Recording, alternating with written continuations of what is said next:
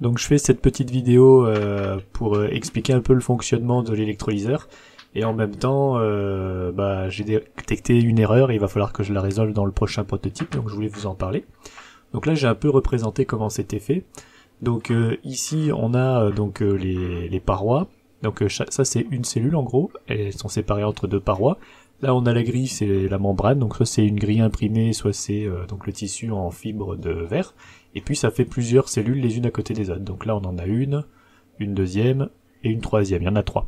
L'idée c'est qu'on a le tissu de carbone donc, qui est mis comme ça, qui est enroulé là. Là on a une grille qui le plaque entre la membrane et la plaque.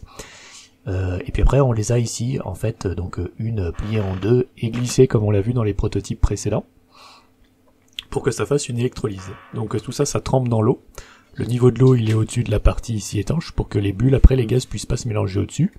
Et donc en fait, chaque côté gauche est relié au même tuyau, par exemple, et chaque côté droit est relié à un autre tuyau. Donc il y aura un tuyau pour l'oxygène et un tuyau pour l'hydrogène. Ce qui va se passer en fait, c'est que dans une cellule, donc si je zoome, on peut considérer qu'il y a une résistance électrique, parce qu'en fait, dans l'eau, on a mis un petit peu d'acide sulfurique pour que ça puisse conduire l'électricité.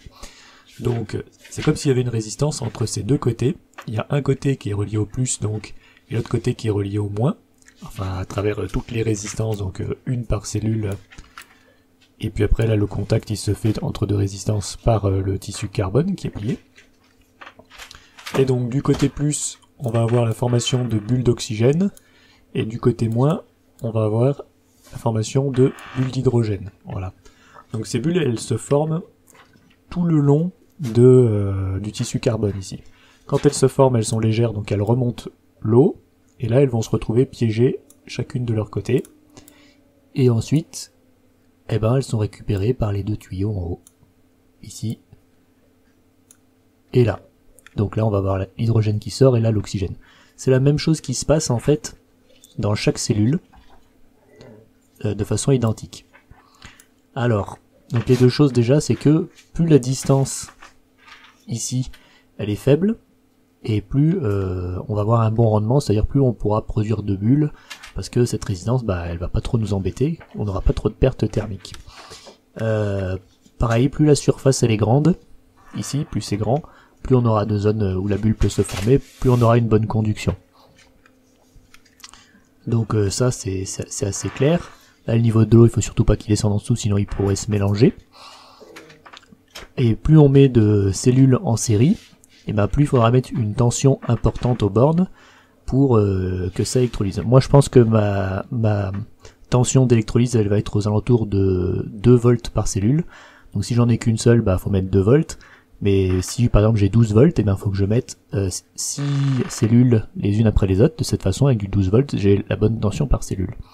Seulement je me rends compte d'un truc en fait, c'est que si j'ai bien les résistances ici, on peut dire quelque part aussi que là, par exemple, comme on a de l'eau, j'ai aussi une résistance entre ici et ici. Vous voyez, on peut l'estimer en fait, puisque le liquide est un conducteur. Donc comme le liquide y conduit, aussi ça peut conduire l'électricité. On peut aussi dire que ça conduit l'électricité entre ces deux-là, entre ici et ici, etc. Et tous les courants qui vont passer là, du coup ils vont pas passer par là.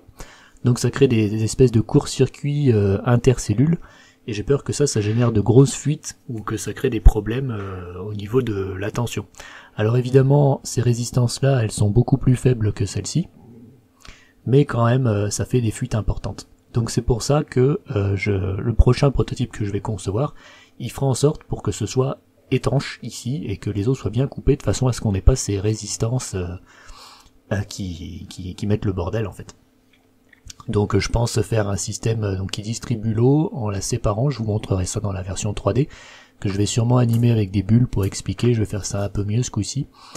Le bas il sera scellé en fait avec de la résine époxy.